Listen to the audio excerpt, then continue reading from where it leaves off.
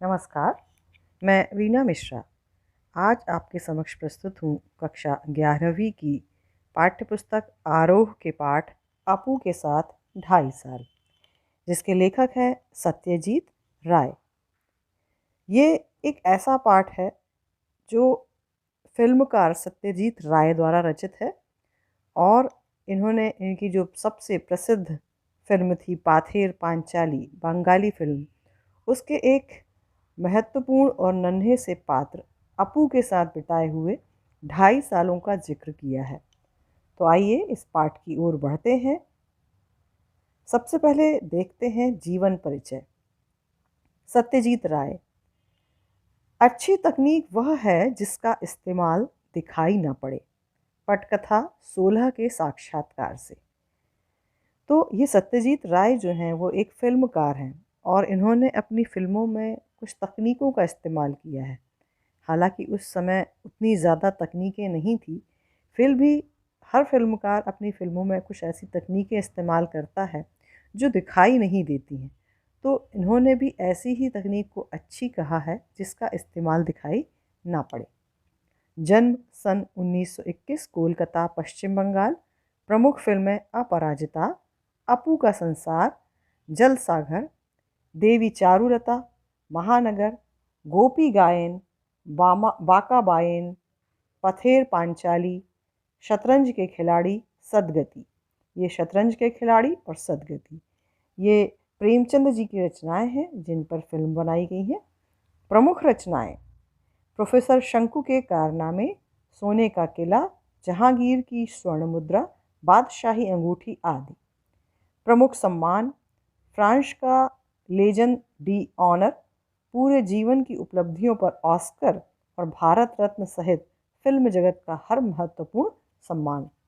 मृत्यु सन 1992।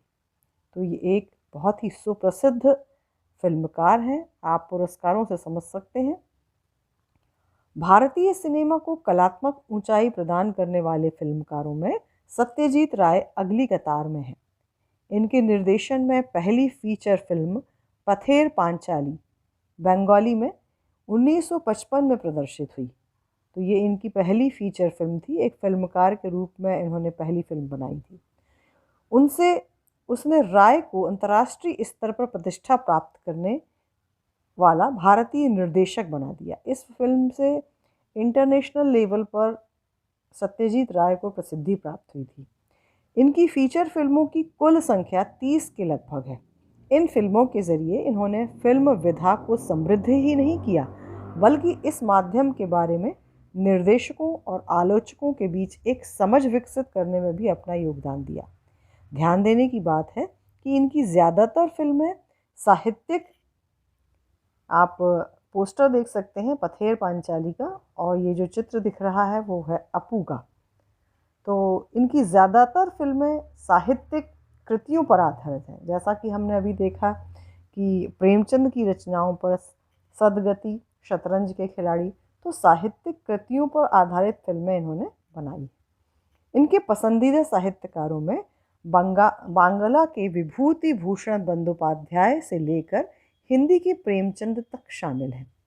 फिल्मों के पटकथा लेखन, संगीत संयोजन एवं निर्देशन के अलावा राय ने बांग्ला में बच्चों एवं किशोरों के लिए लेखन का काम भी बहुत ही संजीदगी के साथ किया है।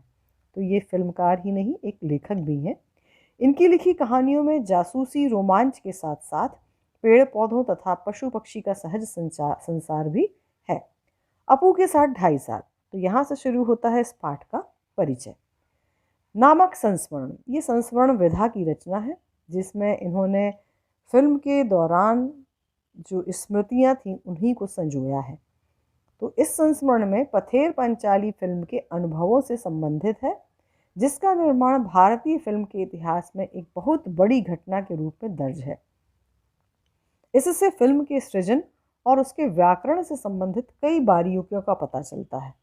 मतलब हम लोग फिल्म देखकर उसकी तारीफ करके या आलोचना करके निकल जाते हैं, किंतु एक फिल्मकार जब फिल्म का सृजन करता है, निर्माण करता है, तो उसमें जो बारीक बारीक चीज़ें होती हैं उसके बारे में हमको इस संस्मरण को पढ़ने से पता चलेगा। यही नहीं, जो फिल्मी दुनिया हमें अपनी ग्लैमर से चुंधियाती हुई जान पड़ती है, उसका एक ऐसा सच हमारे सामने आता है जिसमें साधनहीनता के बीच अपनी कला दृष्टि को साकार करने का संघर्ष भी है। हम लोग को लगता है कि ये फिल्म बहुत ही ग्लैमर भरी दुनिया है और वहाँ सब कुछ अच्छा अच्छा होता है, परंतु इस संस्मरण को पढ़ने के बाद हमें पता चलेगा कि सत्यजीत राय जिन्होंने जब फिल्म बनाई थी वो बहुत ही साधनहीन थे। उनके पास सभी साधन नहीं थे, परंतु कला दृष्टि थी। तो उन्होंने अपनी कला दृष्टि को कितने संघर्ष करते हुए साकार किया है, वो हमें यहाँ दिखाई देगा। इस पाठ का भाषांतर बांग्ला मूल से विलास गिते ने किया है। ये जो पाठ है वो मूलतः बांग्ला में लिखा गया है, ये फिल्म भी बांग्ला में है, तो इसका रूपांतर किया है विलास गिते जी ने। किसी फिल्मकार के लिए उसकी पहली फिल्म एक अबूझ पहेली होती है, बनने या ना बन पाने की अमूर्त शंकाओं से घिरी। अर्थात वो फिल्म बनेगी कि नहीं बनेगी, लोगों को पसंद आएगी या नहीं, ये सब फिल्मकार के दिमाग में चलता रहता है। फिल्म पूरी होती है तो फिल्मकार जन्म लेता है। अर्थात जब फिल्म पूरी हो जाती है तो कोई भी व्यक्ति, जैसे सत्यजीत राय की ये पहली फिल्म थी, तो वो फिल्मकार के रूप में प्रसिद्ध हो गए। अपनी पहली फिल्म की रचना के दौरान हर फिल्मकार का अनुभव संसार इतना रोमांचकारी होता है कि वह अपने जीवन में बचपन की स्मृतियों की तरह हमेशा जीवंत बना रहता है। जैसे हम बचपन की स्मृतियों को याद करके बहुत खुश होते हैं, वो जीवंत हो जाती हैं, वैसे ही एक फिल्मकार के लिए अपनी पहली फिल्म की यादें भी होती हैं। इस अनुभव संसार में दाखिल होना उस बेहतरीन फिल्म से गुजरने से कम नहीं है। तो आइए हम भी इस अनुभव संसार में दाखिल होते हैं और उस बेहतरीन फिल्म से गुजरते हैं। तो चलते हैं पाठ की ओर। अपू के साथ 2.5 साल। ये जो हम देख रहे हैं साइड में, ये पथेर पंचाली फिल्म का पोस्टर है। पथेर पंचाली फिल्म की शूटिंग का काम 2.5 साल तक चला था। इस 2.5 साल के कालखंड में हर रोज़ तो शूटिंग होती नहीं थी। मैं तब तक विज्ञापन कंपनी में नौकरी करता था। कालखंड अर्थात समय सीमा। तो ये 2.5 साल तक इस फिल्म का काम चला था। उस समय लेखक एक विज्ञापन कंपनी में काम करते थे। नौकरी के काम से जब फुर्सत मिलती थी तब शूटिंग करता था। मेरे पास उस समय पर्याप्त पैसे भी नहीं थे। पैसे खत्म होने के बाद फिर से पैसे जमा होने तक शूटिंग स्थगित रखनी पड़ती थी। तो यहाँ एक प्रश्न आता है अक्सर कि फिल्म बनाने का काम 2.5 साल तक क्यों चला। तो इसका पहला कारण यह है कि विज्ञापन कंपनी में फिल्मकार जो सत्यजीत राय हैं वो नौकरी करते थे और नौकरी से जब फुर्सत मिलती थी तभी वे शूटिंग कर पाते थे। दूसरा कारण यह है कि उनके पास पर्याप्त पैसे नहीं होते थे, तो पैसे जमा होने तक उनको शूटिंग रोक कर रखनी पड़ती थी। शूटिंग का आरंभ करने से पहले फिल्म में काम करने के लिए कलाकार इकट्ठे करने का एक बड़ा आयोजन हुआ। विशेषकर अपू की भूमिका निभाने के लिए 6 साल का लड़का मिल ही नहीं रहा था। आखिर मैंने अखबार में उस संदर्भ में एक इश्तिहार दिया। इश्तिहार यानी विज्ञापन। तो ये फिल्म के लिए कैरेक्टर का चुनाव कर रहे थे, खास तौर पर अपू के किरदार के लिए। उन्हें बच्चा चाहिए था, लड़का, तो उन्होंने इसके लिए विज्ञापन दिया। रास बिहारी एवेन्यू की एक बिल्डिंग में मैंने एक कमरा भाड़े पर लिया, अर्थात किराए पर लिया। वहाँ पर बच्चे इंटरव्यू के लिए आते थे। बहुत से लड़के आए, लेकिन अपू की भूमिका के लिए मुझे जिस तरह का लड़का चाहिए था वैसा एक भी नहीं था। एक दिन एक लड़का आया। उसकी गर्दन पर लगा पाउडर देखकर मुझे शक हुआ। नाम पूछने पर नाजुक आवाज़ में वह बोला, टिया। उसके साथ आए उसके पिताजी से मैंने पूछा, क्या अभी अभी इसके बाल कटवा कर यहाँ ले आए हैं? वे सज्जन पकड़े गए। सच छिपा नहीं सके। बोले, असल में यह मेरी बेटी है। अपू की भूमिका मिलने की आशा से इसके बाल कटवा कर आपके यहाँ ले आया हूँ।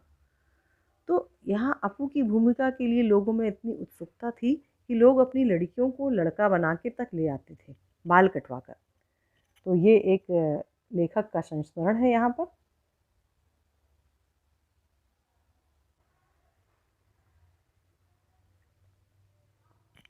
विज्ञापन देकर भी अपू की भूमिका के लिए सही तरह का लड़का न मिलने के कारण मैं तो बेहाल हो गया। आखिर एक दिन मेरी पत्नी छत से नीचे आकर मुझसे बोली, पास वाले मकान की छत पर एक लड़का देखा, ज़रा उसे बुलाइए तो। आखिर हमारे पड़ोस के घर में रहने वाला लड़का सुबीर बनर्जी ही पथेर पंचाली में अपू बना। तो यहाँ किस तरह उन्होंने अपू के किरदार के लिए लड़का ढूंढा, ये उन्होंने बताया है कि पड़ोस का ही एक लड़का था जिसे उनकी पत्नी ने देखा और उसे वह किरदार दिया गया। फिल्म का काम आगे भी 2.5 साल चलने वाला है, इस बात का अंदाज़ा मुझे पहले नहीं था। इसलिए जैसे जैसे दिन बीतने लगे वैसे वैसे मुझे डर लगने लगा। अपू और दुर्गा की भूमिका निभाने वाले बच्चे अगर ज़्यादा बड़े हो गए तो फिल्म में वह दिखाई देगा। तो लेखक के लिए यह टेंशन की बात थी, तनाव की बात थी कि यदि 2.5 साल में वो बच्चे बड़े हो गए तो वो अलग ही नज़र आएंगे, और इस उम्र में बच्चे बढ़ते ही हैं। लेकिन मेरी खुशकिस्मती कि उस उम्र में बच्चे जितने बढ़ते हैं उतने अपू और दुर्गा की भूमिका निभाने वाले बच्चे नहीं बढ़े। इंदिरा ठाकुरन की भूमिका निभाने वाली 80 साल की उम्र की चुन्नी बाला देवी 2.5 साल तक शूटिंग का काम कर सकी, यह भी मेरे लिए सौभाग्य की बात थी। तो लेखक सत्यजीत राय ने यहाँ बताया है कि एक तो बच्चे की उन्हें तनाव था कि बच्चे बड़े ना दिखें, दूसरी जो 80 साल की चुन्नी बाला देवी थी जो इंदिरा ठाकुरन की भूमिका निभा रही थी, उनके साथ लेखक को यह डर था, फिल्मकार को यह डर था कि कहीं उनकी मृत्यु ना हो जाए। किंतु लेखक का सौभाग्य कि वो पूरे समय अच्छी भली रही और उन्होंने पूरी फिल्म की। शूटिंग की शुरुआत में ही एक गड़बड़ हो गई। अपू और दुर्गा को लेकर हम कलकत्ता से 70 मील पर पालसेट नाम के एक गांव गए। वहां रेल लाइन के पास काशफूलों से भरा एक मैदान था। अपू और दुर्गा पहली बार रेलगाड़ी देखते हैं। इस सीन की शूटिंग हमें करनी है। यह सीन बहुत ही बड़ा है, एक दिन में उसकी शूटिंग पूरी होना नामुमकिन था। कम से कम 2 दिन लग सकते थे। पहले दिन जगदात्री पूजा का त्यौहार था। जगदात्री अर्थात जगत की रक्षा करने वाली माता, माँ दुर्गा की। यहाँ साइड में आप चित्र देख सकते हैं, चुन्नी वाला देवी और दुर्गा।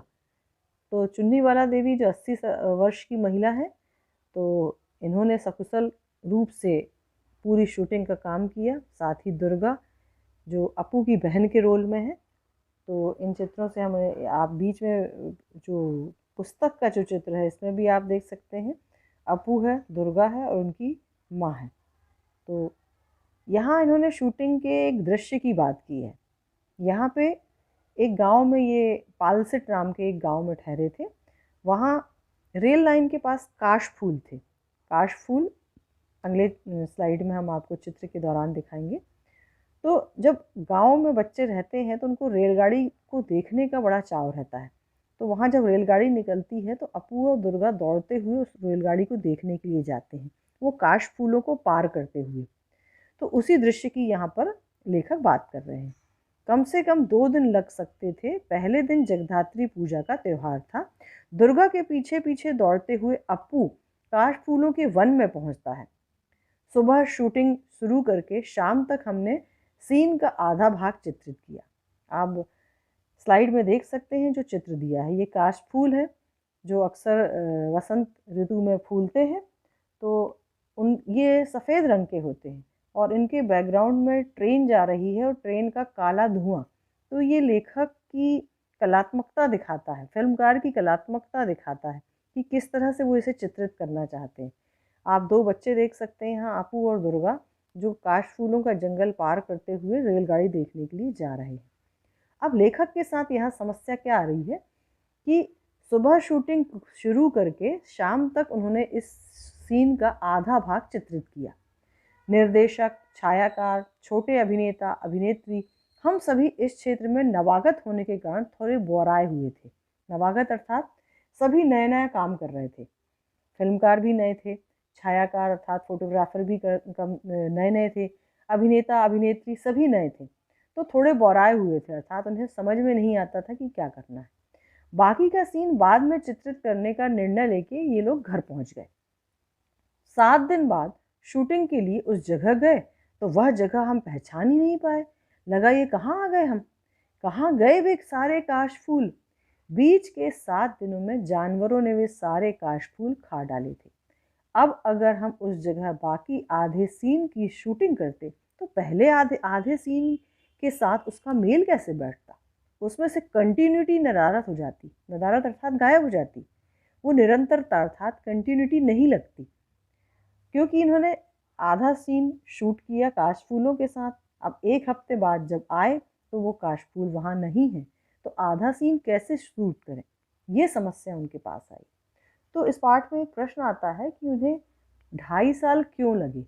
तो ये ऐसे कुछ दृश्य हैं जिन्हें पूरा करने के लिए उन्हें इंतज़ार करना पड़ा, तो इसीलिए ये 2.5 साल ये फिल्म खिंची है। अब आगे देखते हैं हम कि वो सीन उन्होंने किस तरह से शूट किया। उस सीन के बाकी अंश की शूटिंग हमने अगले साल शरद ऋतु में, जब फिर से वह मैदान काशफूलों से भर गया, तब की। माफ़ कीजिएगा, हमने वसंत ऋतु कहा था, यहाँ शरद ऋतु में वो काशफूल फूलते हैं। तो फिर से जब वो शरद ऋतु में काशफूल फूल गए, तब उन्होंने बाकी आधा सीन वहाँ पर शूट किया। उसी समय रेलगाड़ी के भी शॉट्स लिए गए। अब रेलगाड़ी में देखिए किस तरह से इन्होंने तकनीक का इस्तेमाल किया है, यहाँ फिल्मकार ने बताया है। जैसे कि हमने पहली ही लाइन पढ़ी थी कि अच्छी तकनीक वो होती है जिसका इस्तेमाल दिखाई ना दे, ये बात यहाँ पर लागू होती है। एक के बाद एक 3 रेलगाड़ियों को हमने शूटिंग के लिए इस्तेमाल किया। सुबह से लेकर दोपहर तक कितनी रेलगाड़ियाँ उस लाइन पर से जाती हैं, यह पहले ही टाइम टेबल देखकर जान लिया था। हर एक ट्रेन एक ही दिशा में आने वाली थी। जिस स्टेशन से वे रेलगाड़ियाँ आने वाली थी, उस स्टेशन पर हमारी टीम के अनिल बाबू थे। रेलगाड़ी स्टेशन से निकलते समय अनिल बाबू भी इंजन ड्राइवर की केबिन में चढ़ते थे, क्योंकि गाड़ी की शूटिंग के समय शूटिंग की जगह के पास आते ही बॉयलर में कोयला डालना जरूरी था, ताकि काला धुआं निकले।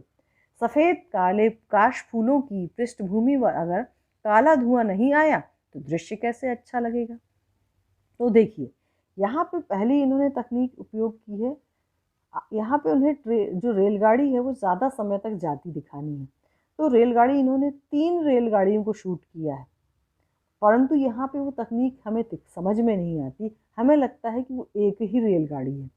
साथ ही अनिल बाबू जहाँ से ट्रेन छूटती थी वहाँ पर बैठते थे, ताकि वो बॉयलर में कोयला, उस समय कोयले वाली ट्रेन चलती थी तो कोयला डालना पड़ता था, और कोयला इसलिए डालते थे ताकि वो काला धुआं छोड़े।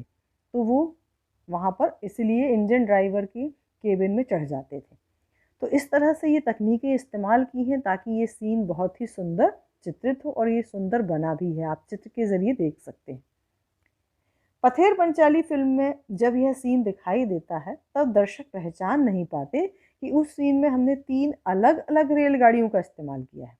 आज के डीजल और बिजली पर चलने वाले इंजनों के युग में वह दृश्य उस प्रकार से हम चित्रित ना कर पाते। क्यों? क्योंकि डीजल और बिजली से चलने वाली ट्रेन में काला धुआं नहीं निकलता है, तो ये दृश्य आज के समय में पैदा नहीं हो पाता है। आर्थिक अभाव के कारण बहुत दिनों तक हमें अलग अलग समस्याओं से जूझना पड़ा। एक उदाहरण देता हूँ। अब यहाँ लेखक एक और उदाहरण दे रहे हैं कि आर्थिक तंगी के कारण जब इनके पास पैसा ख़त्म हो जाता था तो ये किस तरह से इनके सामने समस्याएं आती थी। मूल उपन्यास में अपू और दुर्गा के भूलो नामक पालतू कुत्ते का उल्लेख है। गांव में से ही हमने एक कुत्ता प्राप्त किया और वह भी हमसे ठीक बर्ताव करने लगा। फिल्म में एक दृश्य ऐसा है कि अपू की माँ सर्वजया अपू को भात खिला रही है। भूलो कुत्ता दरवाजे के सामने आंगन में बैठकर अपू का भात खाना देख रहा है। अपू के हाथ में छोटे तीर कमान है। खाने में उसका पूरा ध्यान नहीं है। वह माँ की ओर पीठ करके बैठा हुआ है। वह तीर कमान खेलने के लिए उतावला है। आप कल्पना कर सकते हैं कि बच्चे खेलते खेलते खाते हैं और माएँ उसे अपने हाथ से खिलाती हैं और वो खेलते खेलते खाते रहते हैं। तो अपू के हाथ में यहाँ पे तीर कमान है और उसका पूरा ध्यान खाने में बिल्कुल नहीं है। वह माँ की तरफ पीठ किए है और माँ उसको खिलाई जा रही है।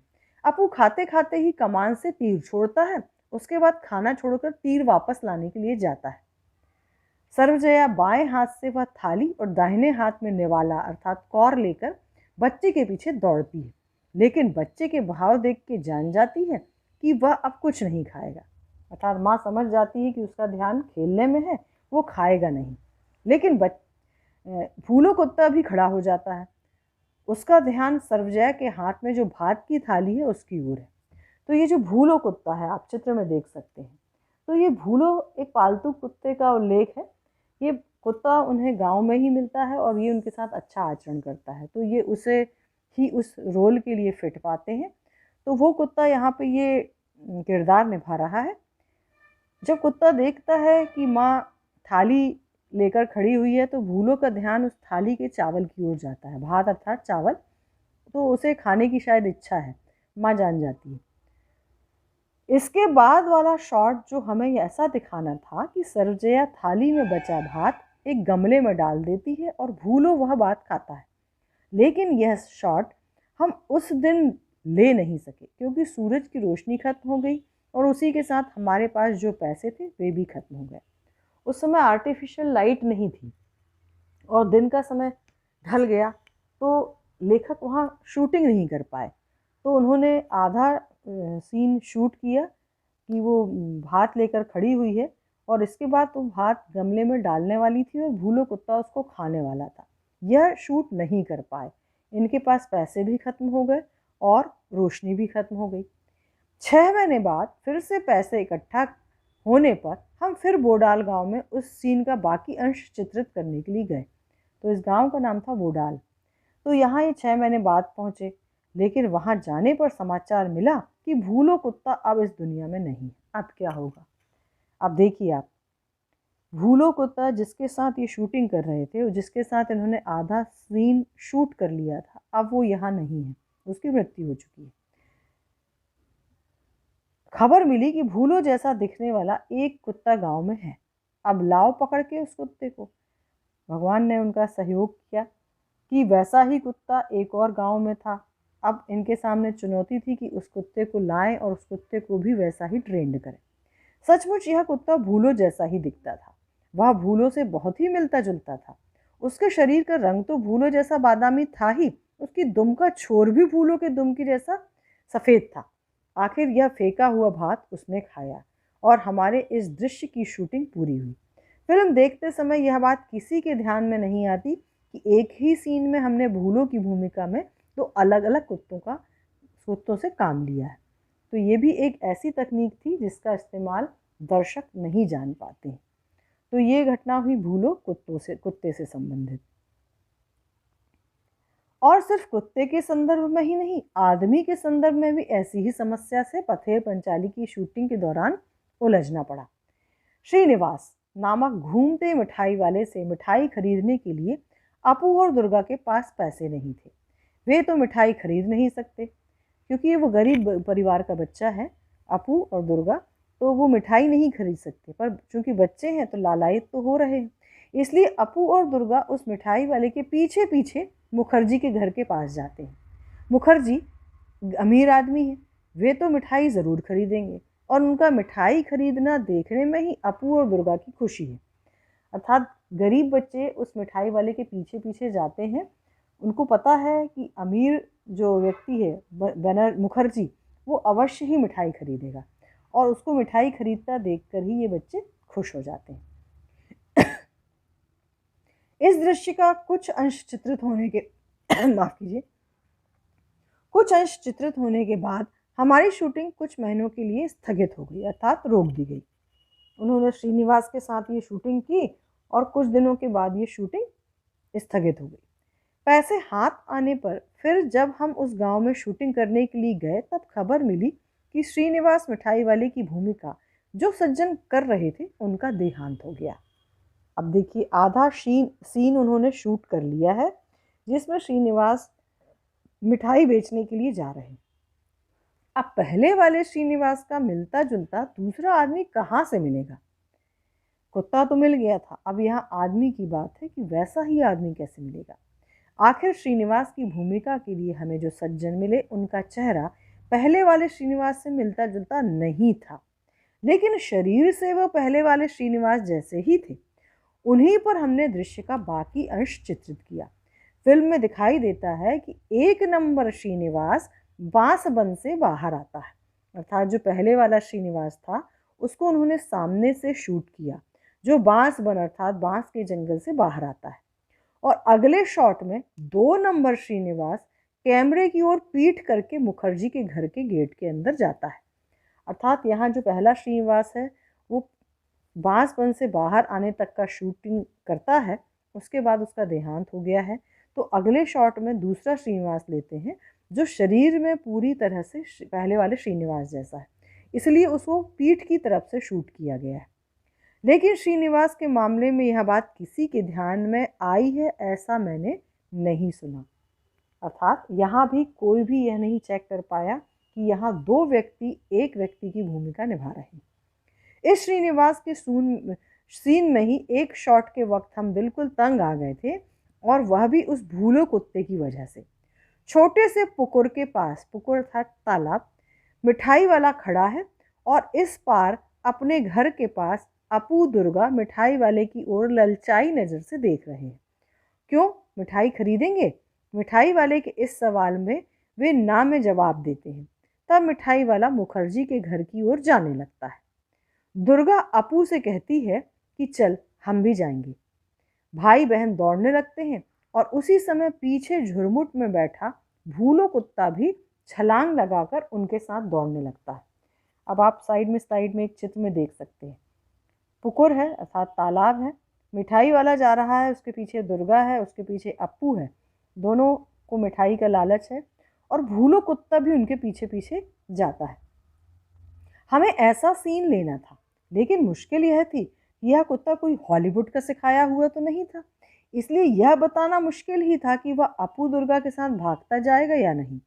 कुत्ते के मालिक से हमने कहा था कि अपू दुर्गा जब भागने लगते हैं तब तुम अपने कुत्ते को उन दोनों के पीछे भागने के लिए कहना, लेकिन शूटिंग के वक्त दिखाई दिया कि वह कुत्ता मालिक की आज्ञा का पालन नहीं कर रहा है। इधर हमारा कैमरा चालू ही था, कीमती फिल्म ज़ाया हो रही थी अर्थात बेकार जा रही थी, और मुझे बार बार चिल्लाना पड़ रहा था कट कट, अर्थात वो कुत्ता उनके पीछे जा ही नहीं रहा था। तो यहाँ लेखक को परेशान होना पड़ा। अब वहाँ धीरज रखने के सिवा कोई दूसरा उपाय नहीं था। अगर कुत्ता बच्चों के पीछे दौड़ा तो ही वह उसका पालतू कुत्ता लग सकता था।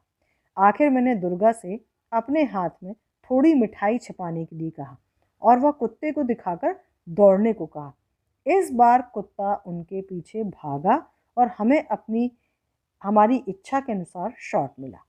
तो यहाँ पे कुत्ते को भगाने के लिए दुर्गा ने हाथ में मिठाई दबाई है और वो कुत्ते को दिखाई है और उसके लालच में कुत्ता दौड़ रहा है।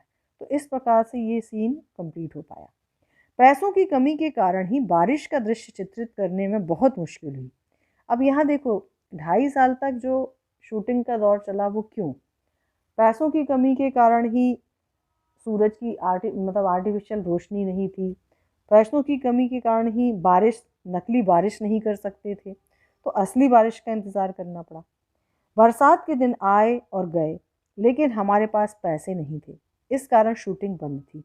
आखिर जब हाथ में पैसे आए तब अक्टूबर का महीना शुरू हो गया था। शरद ऋतु में निरभ्र आकाश, निरभ्र अर्थात एकदम साफ आकाश के दिनों में भी शायद बरसात होगी, इस आशा में मैं अपू और दुर्गा की भूमिका करने वाले बच्चे, कैमरा और तकनीशियन को साथ लेकर हर रोज देहात अर्थात वो गाँव, देहात में जाकर बैठा रहता था। आकाश में एक भी काला बादल दिखाई दिया तो मुझे लगता था बरसात होगी। मैं इच्छा करता वह बादल बहुत बड़ा हो जाए और बरसने लगे, क्योंकि शरद ऋतु थी तो लेखक उम्मीद तो करता था पर बारिश होती नहीं थी। आखिरकार एक दिन हुआ भी वैसा ही। शरद ऋतु में भी आसमान में बादल छा गए और धुआंधार बारिश शुरू हुई। उसी बारिश में भीगकर दुर्गा भागती हुई आई और उसने पेड़ के नीचे भाई के पास आसरा लिया। भाई बहन एक दूसरे से चिपक कर बैठे। दुर्गा कहने लगी, नेबूर पाता कर मचा, हे वृष्टि घरे जा। बरसात, ठंड। अपू का बदन खुला, प्लास्टिक के कपड़े से ढके कैमरे को आंख लगाकर देखा तो वह ठंड लगने के कारण सिहर रहा था। शॉट पूरा होने के बाद दूध में थोड़ी ब्रांडी मिलाकर दी और भाई बहन का शरीर गर्म किया। जिन्होंने पथेर पंचाली फिल्म देखी है वे जानते हैं कि यह शॉट बहुत अच्छा चित्रित हुआ है। अब यहाँ पे जो दुर्गा है वो बोल रही है नेबूर पाता करमचा। इसका अर्थ नीचे दिया हुआ है कि नींबू के पत्ते खट्टे हो गए हैं, हे बादल अब घर जाओ, वापस जाओ, अर्थात बारिश बंद हो जा। ये दुर्गा कह रही है। तो ये सीन आप देख सकते हैं, दुर्गा और अपू सटकर बैठे हुए हैं बारिश से बच्चे। तो ये इस समय इतने भीग गए थे, दोनों कांप रहे थे। तो ब्रांडी बच्चों को पिलाई जाती है ताकि उन्हें सर्दी ना लगे। तो यहाँ बच्चों के शरीर को गर्म करने के लिए फिर ब्रांडी पिलाई गई। और ये सीन इतना सुंदर बना है कि इसे कोई मतलब हर कोई जो देखता है वो शायद यही जवाब देता है कि ये सीन बहुत ही अच्छा शूट हुआ है। लेखक के अनुसार शूटिंग की दृष्टि से गोपाल ग्राम की तुलना में बोडाल ग्राम हमें अधिक उपयुक्त लगा। अपू दुर्गा का घर, अपू का स्कूल, गांव के मैदान, खेत, पुकुर, आम के पेड़, बांस की झुरमुट, ये सभी बोडाल गांव में और आसपास हमें मिली। अब उस गांव में बिजली आ गई है, पक्के घर, पक्के रास्ते बने हैं। उस जमाने में वे नहीं थे। तो यहाँ आप ध्यान दे सकते हैं कि शूटिंग दो जगह पर हुई है, गोपाल ग्राम, बोडाल ग्राम। बोडाल ग्राम लेखक को ज़्यादा पसंद आया है और लेखक बता रहे हैं कि धीरे धीरे जो गाँव की तरक्की हुई है उसके साथ यहाँ बिजली, पक्के घर, पक्के रास्ते बन गए। उस गांव में हमें बहुत बार जाना पड़ा, बहुत बार रहना भी पड़ा, इसलिए वहाँ के लोगों से ही हमारा परिचय हुआ। उन लोगों में एक बहुत अद्भुत सज्जन थे, उन्हें हम सुबोध दा कहकर पुकारते थे। वे 60-65 साल के थे, उनका माथा गंजा था। वे अकेले ही एक झोपड़ी में रहते और दरवाजे पर बैठकर खुद से ही कुछ ना कुछ बड़बड़ाते रहते थे। हम उस गांव में एक फिल्म की शूटिंग करने वाले हैं यह जानकर वे गुस्सा हो गए। हमें देखने पर वे चिल्लाते, फिल्म वाले आए हैं। तो यहाँ जो स्थानीय लोगों से संबंधित समस्याएं हैं जिनका लेखक को सामना करना पड़ा, वो उन्होंने बताया है। तो ये सुबोध दा हैं जो उन्हें देखकर बड़बड़ाते थे, चिल्लाते थे, मारो उनको लाठियों से। पूछताछ करने पर लोगों ने बताया कि वे मानसिक रूप से बीमार हैं, अर्थात वे मानसिक बीमारी है उन्हें कुछ, जिसके कारण वो इस तरह से चिल्लाते हैं। बाद में सुबोध दा से हमारा अच्छा परिचय हुआ। वे हमें पास बुलाकर दरवाजे में बैठकर वायलिन पर लोकगीतों की धुनें बजाकर सुनाते थे। बीच बीच हमारे कानों में फुसफुसाते, वो साइकिल पे जा रहा आदमी देख रहे हो ना, वह कौन है जानते हो? वह है रूजवेल्ट, पक्का पाजी। उस पक्का पाजी, पाजी यानी दुष्ट, बहुत ज़्यादा दुष्ट। उनके उनके मत से दूसरा एक था चर्चिल, एक था हिटलर, तो एक था अब्दुल गफ्फार खान। ये चारों नाम आप नीचे देख सकते हैं। रूजवेल्ट जो है वो अमेरिका के 32वें राष्ट्रपति हैं। चर्चिल जो ब्रिटेन के प्रधानमंत्री थे। हिटलर ये जर्मनी के तानाशाह थे। और अब्दुल गफ्फार खान ये पख्तूनों के, अफगानों के एक नेता थे। तो इस तरह से उनका जिक्र करते, क्योंकि वो मानसिक रूप से बीमार थे, इसलिए वो इन व्यक्तियों का जिक्र करते थे और किसी भी व्यक्ति को इनकी संज्ञा दे देते थे। सभी उनके मतानुसार पाजी थे, अर्थात पक्के दुष्ट थे और उनके दुश्मन थे। हम जिस घर में शूटिंग करते थे उसके पड़ोस में एक धोबी रहता था।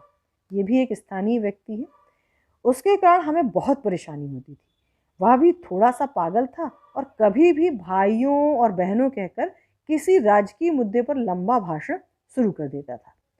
फुर्सत के समय उसके भाषण पर हमें कुछ आपत्ति नहीं थी, लेकिन अगर शूटिंग के समय वो भाषण शुरू करता तो हमारे साउंड का काम प्रभावित हो सकता था। अर्थात जब वो जोर जोर से भाइयों और बहनों करके भाषण देने लगते तो इनकी साउंड रिकॉर्डिंग में बाधा उत्पन्न होती थी। उस धोबी के रिश्तेदारों ने अगर हमारी मदद ना की होती तो वह धोबी सचमुच ही एक सिरदर्द बन जाता। तो ये स्थानीय लोग थे, सुबोधदा और धोबी, जिनके कारण शूटिंग में इनको व्यवधान उत्पन्न हुआ। जिस घर में हम पथेर पंचाली की शूटिंग करते थे वह घर हमें एकदम ध्वस्त, ये गांव का दृश्य है, उस गांव का जहाँ पर शूटिंग हुई है, जो आप देख सकते हैं। और ध्वस्त का अर्थ होता है एकदम टूटी फूटी स्थिति में। तो ये यहाँ पर तालाब भी है और वो गांव है जहाँ पेड़ पौधे हरियाली है, पुकुर है। तो ध्वस्त अवस्था में मिला था। जिस घर में इन्होंने शूटिंग की थी वो पूरी टूटी फूटी जर्जर अवस्था में इन्हें मिला था। उसके मालिक कलकत्ता में रहते थे। उनसे हमने यह घर शूटिंग के लिए भाड़े पर लिया था। उस घर की मरम्मत, उसे शूटिंग के लिए ठीक ठाक करवाने में हमें लगभग 1 महीना लगा। उस घर के एक हिस्से में एक के पास एक ऐसे कुछ कमरे थे, वे हमने फिल्म में नहीं दिखाए हैं। अर्थात वहाँ लेखक ने फिल्म में जो कमरे दिखाए हैं वो कुछ ही कमरे हैं। कुछ कमरों को उन्होंने कुछ और सामान रखने के लिए उपयोग किया था। उन कमरों में अपना सामान रखा करते थे। एक कमरे में रिकॉर्डिंग मशीन से लेकर हमारे साउंड रिकॉर्डिस्ट भूपेन बाबू बैठा करते थे। अर्थात भूपेन बाबू जो इनके साउंड रिकॉर्डिस्ट हैं, वो मशीन लेकर एक कमरे में बैठते थे और एक कमरे में सामान रखा जाता था। हम शूटिंग के वक्त उन्हें देख नहीं सकते थे, फिर भी उनकी आवाज़ सुन सकते थे। हर शॉट के बाद हम उनसे पूछते, साउंड ठीक है ना? भूपेन बाबू इस पर हाँ या ना जवाब देते। एक दिन शॉट के बाद मैंने साउंड के बारे में उनसे सवाल किया, लेकिन कुछ भी जवाब नहीं आया। फिर एक बार पूछा, भूपेन बाबू साउंड ठीक है ना? इस पर भी जवाब ना आने पर मैं उनके कमरे में गया तो देखा कि एक बड़ा सा सांप उस कमरे की खिड़की से नीचे उतर रहा था। वह सांप देखकर भूपेन बाबू सहम गए थे और उनकी बोलती बंद हो गई थी, इसलिए वो जवाब नहीं दे पा रहे थे। वह सांप हमने वहां आने पर कुछ ही दिनों के बाद देखा था। उसे मार डालने की इच्छा होने पर भी स्थानीय लोगों के मना करने के कारण हम उसे मार नहीं सके। वह वास्तु सर्प था और बहुत दिनों से वहां रह रहा था। वास्तु सर्प वह होता है कि जब हम कोई घर बनाते हैं और घर बनाने के लिए जब हम उसकी ज़मीन खोदते हैं, तो जब कोई सर्प निकलता है तो उसकी फिर पूजा करनी पड़ती है, तो उस सर्प को वास्तु सर्प कहा जाता है। तो यहाँ लेखक ने उसी का जिक्र किया है कि लोग उस सर्प को मारने नहीं देते थे, क्योंकि कहा जाता था कि वो वास्तु सर्प है, तो दोष लगेगा। तो ये थी फिल्म पथेर पांचाली का संस्मरण, जो सत्यजीत राय ने अपने शब्दों में हमें बताया है। पथेर पंचाली का अर्थ होता है पथ का गीत, गीत अर्थात लोकगीत। पथ अर्थात रास्ता, रास्ते में, ग्रामीण रास्ते में गाया जाने वाला लोकगीत। तो यहाँ पे पथेर पंचाली नाम भी सार्थक है। ये एक ऐसी कहानी है, ऐसे परिवार की कहानी है जो बहुत ही गरीब परिवार है और गरीबी से जूझते हुए किस तरह से उनकी माँ, उनके पिता अपू और दुर्गा का पालन पोषण करते हैं। उनकी बुआ जो चुन्नी बाला देवी हैं, उनकी बुआ का किरदार निभा रही हैं। किस तरह से वो सामान घर से ही चुराती हैं, दुर्गा किस तरह चुराती है। ये छोटी छोटी बातें जब आप फिल्म देखेंगे या उसकी स्क्रिप्ट पढ़ेंगे तो आपको और जानकारी होगी। तो आप इस तरह से इस फिल्म से संबंधित और भी जानकारी ले सकते हैं। उम्मीद है आपको ये पाठ समझ में आया होगा। धन्यवाद।